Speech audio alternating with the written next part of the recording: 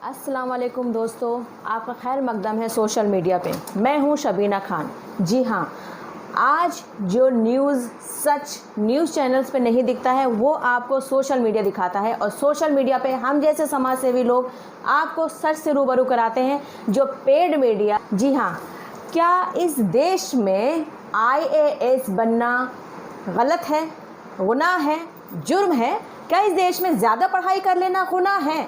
क्या इस देश में नंबर 1 टॉप की यूनिवर्सिटी से छात्रों का पास होना गुनाह है, या पास होकर ऊंचे ओहदे पर जाकर एक अफसर बनना, पुलिस ऑफिसर बनना और जज बनना, लॉयर बनना, या ये सब बनना एक अपराध है? न्यूज़ चैनल के editor in chief director Suresh Chauhan के ने ट्विटर के ज़रिए सबसे बड़ी यूनिवर्सिटी जामिया मिलिया इस्लामिया के छात्रों के बारे में इतनी गलत टिप्पणी किया है कि उसको बताना भी मैं सही नहीं समझती। लेकिन फिर भी मैं आपको बता देना चाहती हूँ कि सुरेश चौहान के, जो कि सुदर्शन न्यूज़ चैनल के डायरेक्टर हैं, उन्होंने जामिया मिलिया के छात्रों के लिए क्या बोला है।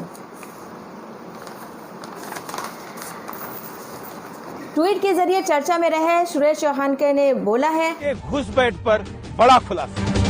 आखिर अचानक मुसलमान IPS IAS में कैसे बढ़ गए? सबसे कठिन परीक्षा में सबसे ज्यादा मार्क्स और सबसे ज्यादा संख्या में पास होने का क्या है राज? सोचिए, जामिया के जिहादी अगर आपके जिलाधिकारी और हर मंत्रालय में सचिव होंगे तो क्या होगा? लोकतंत्र के सबसे महत्वपूर्ण स्तंभ कार्यपालिका पर कब्जे का पर्दाफाश। जामिया से यानी कि जामिया से UPSC क्लियर करने वाले छात्रों को जामिया के जिहादी बता रहे हैं सुरेश चौहान के। इनका न्यूज़ चैनल है सुदर्शन न्यूज़। ये हमेशा चर्चाओं में रहते हैं, हमेशा नफरत की बातें करते हैं, हमेशा मुसलमानों को निशाना बनाते हैं, टारगेट करते हैं, मुसलमानों को गलत बोलते हैं, और ये TRP में बने रहते हैं। इनका काम है TRP पे बने रहना। उनके पर पहला आरोप ये है कि UP के संभल इलाके में, संभल स्टेट में इन्होंने कुछ गलत टिप्पणी करके माहौल ख़राब करने का प्रयत्न किया था, नफ़रत फैलाने का, यानी कि मुस्लिम समुदायों को बहुत गलत बोला था। इसके खिलाफ इन पे FIR दर्ज किया गया था और इनको अरेस्ट किया गया था लखनऊ एयरपोर्ट पर। दूसरा आरोप ये है कि ये सुरेश चौहान के एक बलात्कारी हैं। सुरेश चौहान के ऑफिस में सुदर्शन न्यूज़ में काम करने वाली एक महिला ने इनके ऊपर आरोप लगाया कि 6 साल से तकरीबन ये उसके साथ यौन शोषण करते रहे हैं। सुरेश चौहान के साहब जो आजकल मीडिया में छाए हुए हैं, इनके बारे में सुन लीजिए ये कौन है। ये एक बलात्कारी है। एक महिला ने, इन्हीं के ऑफिस में काम करने वाली महिला ने आरोप लगाया कि ये एक बलात्कारी है, इन्होंने इनके साथ बलात्कार किया, यौन शोषण किया और करते आ रहे हैं तकरीबन 6 साल से। उसके खिलाफ इनके ऊपर FIR दर्ज की गई है। ये RSS के विचारधाराओं पे चलता है। RSS जो कहती है वो ये करता है। तो क्या RSS नफरत फैलाने का काम करती है? यानी हमारे देश के प्रधानमंत्री नरेंद्र मोदी जी का कहना है कि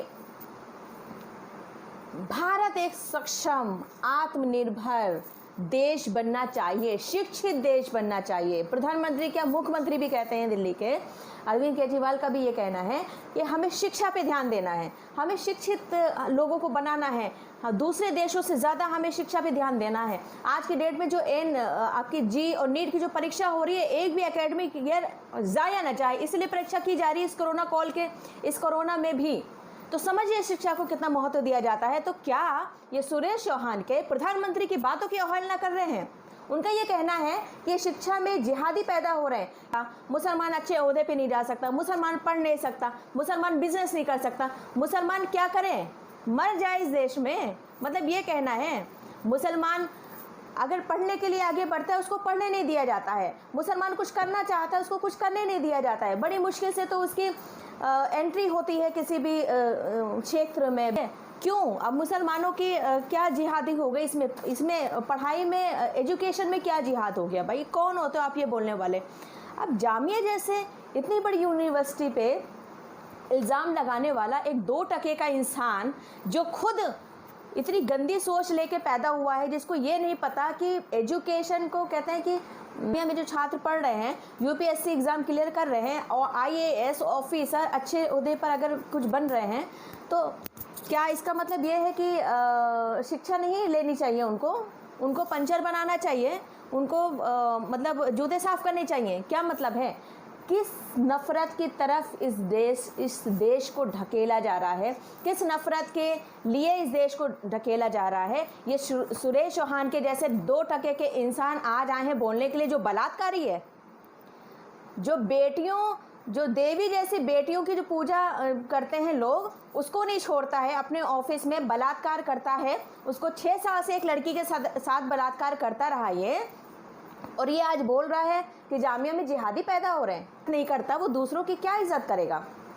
और मुझे लगता है कि ये जो आरएसएस शाखा से जुड़े हुए ये जो लोग हैं, मुझे लगता है कि आरएसएस को ऐसे लोगों को बिल्कुल निष्कासित करना चाहिए जो बलात्कारी हों, जिनके ऊपर आरोप हो, जिनके ऊपर दंगा करने के आरोप हों। तो अगर देश को सही बनाना है, स्वच्छ बनाना है, तो सफाई अभियान यहीं से शुरू करें आप, कि जितने भी बलात्कारी लोग जुड़े हुए हैं आरएसएस शाखा से, ये बीजेपी शाखा से, उनको स्वच्छता अभियान के तहत बाहर निकाला जाए। बेटी पढ़ाओ का नारा गलत है, या तो नारा मत दीजिए बेटी पढ़ाओ बेटी बचाओ का, इस बलात्कारी को बाहर निकालिए। ये कह रहा है, अरे आप जानते हो जामिया के जो छात्र हैं उनकी कितनी इज्जत है, जामिया के टॉप किया है, आप जानते होंगे। इस यूनिवर्सिटी पे इल्ज़ाम लगाने वाला ये 2 टके का आदमी जो बलात्कारी है, इसकी कोई वैल्यू नहीं है। सिर्फ टीआरपी पे आने के लिए इस तरह के कारनामे ये कर रहा है, जो हम इसको बिल्कुल भी कामयाब होने नहीं देंगे। इसके खिलाफ एफआईआर दर्ज कराऊंगी मैं, नहीं होना चाहिए। अगर सुरेश चौहान के जैसे बंदे इस दुनिया में और हमारे देश में हैं और नफरत पैदा कर रहे हैं, तो कभी ये भारत सोने की चिड़िया नहीं, और हिंदू मुस्लिम में कभी एकता नहीं होगी अगर ये जैसे लोग अपनी टीआरपी के लिए इस तरह की वाहियात और गलत हरकत करते रहेंगे। फिलहाल इतने ही खुलासा है, बाकी और जितनी भी जानकारी होगी मैं आपको देती रहूंगी और आती रहूंगी। आवाज़ उठाना हमारा फर्ज है। बनाइए वीडियो और डालिए सुरेश चौहान के खिलाफ और करवाइए एफआईआर इसके खिलाफ दर्ज। बहुत बहुत शुक्रिया। जय हिंद, सत्यमेव जयते।